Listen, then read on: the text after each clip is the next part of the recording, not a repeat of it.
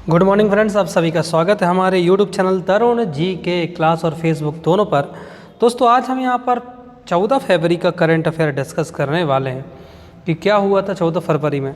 यदि आप किसी भी सरकारी एग्ज़ाम की तैयारी कर रहे हैं तो हमारे यूट्यूब चैनल को सब्सक्राइब कर लें और फेसबुक पेज को फॉलो कर लें। बातें हम बीच में करेंगे, फिलहाल स्टार्ट करते हैं आज का करंट अफेयर। तो डेली करंट अफेयर के लिए आप हमारे चैनल को सब्सक्राइब जरूर करें। देखो, 13 फरवरी को हमने मृगी दिवस मनाया। इसके पहले के वीडियोस भी आप देख सकते हैं, लिंक हम बाकायदा आपको प्रोवाइड करेंगे।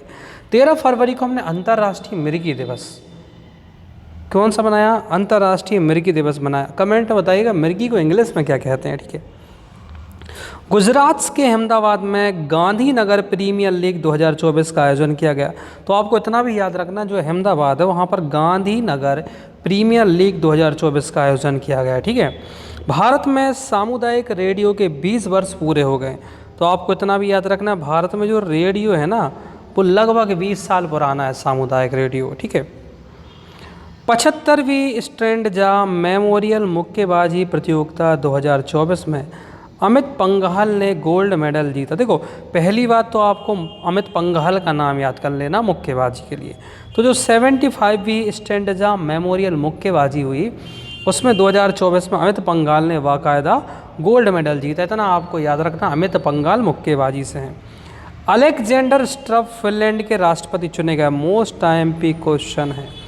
अलेक्जेंडर स्टफ फिनलैंड के राष्ट्रपति चुने गए। नाम है उनका क्या? Alexander stuff. ठीक है, आपको नाम याद रखना। फिनलैंड के नए राष्ट्रपति हैं अलेक्जेंडर स्टफ।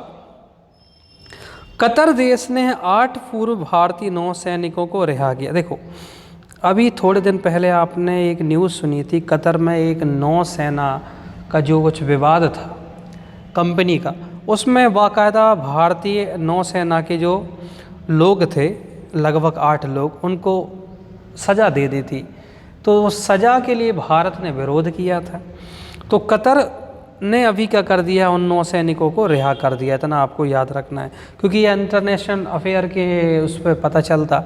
आप डिस्क्रिप्शन में पढ़ेंगे कि भाई है क्या, ये विवाद क्या था। ऑस्ट्रेलिया ने नया वर्किंग लॉ बिल पास किया। मोस्ट टाइम भी question, working law bill. Working law bill में अब यही होगा। अब इसको मैं डिटेल्स में एक वीडियो बना के आपको बताऊंगा ये वर्किंग लॉ बिल क्या है।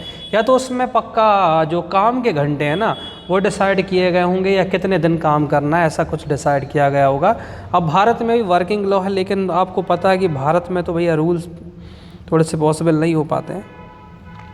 एम्स नई दिल्ली ने AIIMS Liverpool collaborative centre for translational research and head and neck cancer के लिए लिवरपूल विश्वविद्यालय के साथ समझौते पर हस्ताक्षर किया। तो एम्स से याद रखना भैया, है ना। इसरो अध्यक्ष एम सोमनाथ को प्रतिष्ठित केपीपी नाविंगर पुरस्कार से सम्मानित किया गया। इसरो के हेड तो पता ही है सोमनाथ है, इतना याद रखना। केपीपी नाविन्यार पुरस्कार, इतना भी याद रखना। केपीपी नाविन्यार। इसके पहले कल ही मैंने पढ़ा था चेन्नई सुपर किंग के कौन ब्रांड एम्बेसडर बन गया, और केपी से एक मसाला कंपनी की ब्रांड एम्बेसडर। यदि रोज़ हमारे वीडियो देखता होगा तो उसको आंसर पता होंगे।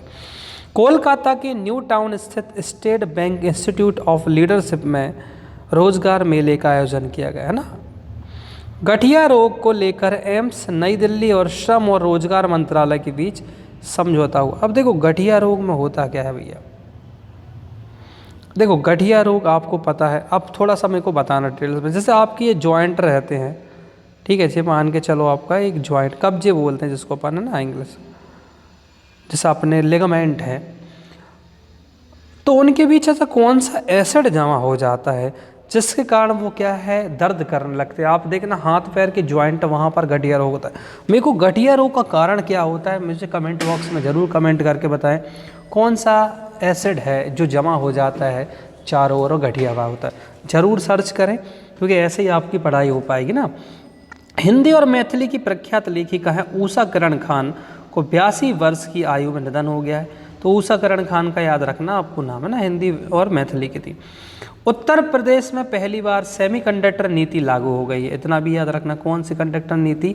सेमीकंडक्टर नीति लागू करने वाला पहला राज्य कौन सा बन गया है? उत्तर प्रदेश।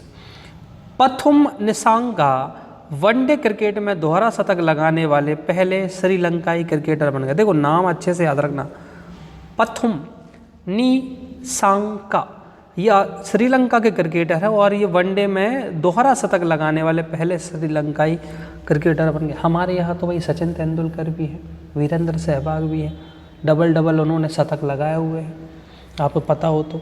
बिहार विधानसभा के नए speaker, most MP question, Nand Kishore Yadav बने हैं।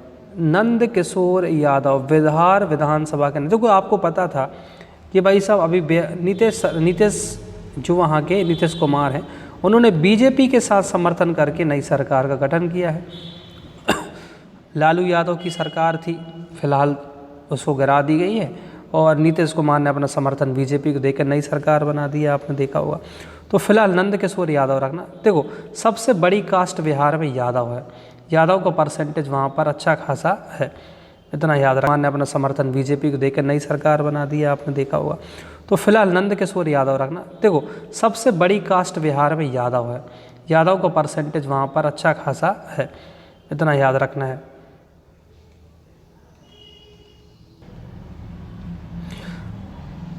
नरेंद्र हाँ, अब जो हमने कल का भी करंट अफेयर पढ़ा था उससे रिलेटेड कुछ क्वेश्चन है, उसका आंसर आप जरूर बताइएगा भैया। यदि आप रोज वीडियो देखते हैं तो इनसे आंसर जरूर मिलेंगे। प्रधानमंत्री नरेंद्र मोदी ने किस राज्य में रेल और पेय परियोजनाओं का शुभारंभ किया? आपको पता है मध्य प्रदेश में किया था और एक विवाद बना था कि मोदी जी ने शिवराज सिंह चौहान जो पूर्व सीएम थे एमपी के, उनकी तरफ देखा नहीं, तो ये विवाद चल रहा था, देखना। संगीत नाटक अकादमी द्वारा दक्षिण भारतीय सांस्कृतिक केंद्र कहाँ स्थापित किया? अधिक कल आपने पढ़ा होगा तो आपको आंसर जरूर पता होगा, हैदराबाद है। 57वें स्टेट्समैन विंटेज और क्लासिक कार रैली का आयोजन कहाँ पर किया गया? मुंबई, दिल्ली, पटना, जयपुर, नई दिल्ली में किया गया। किस राज्य में 3 दिवसीय तवांग चू टाइट्स इंटरनेशनल क्याकिंग चैंपियनशिप हुई? यदि आप रोज़ हमारा वीडियो देखते हैं तो आपको आंसर ज़रूर पता होगा, अरुणाचल प्रदेश है।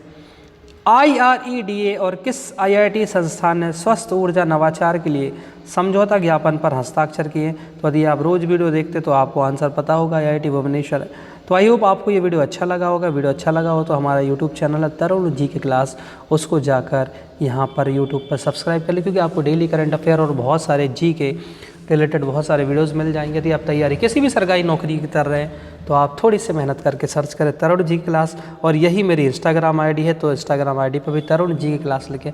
यदि मुझसे डायरेक्ट बात करना चाहते हैं तो जरूर उस पर भी जाके फॉलो करें। मिलते हैं हम नेक्स्ट वीडियो में, जब तक के लिए जय हिंद, जय भारत, जय माता।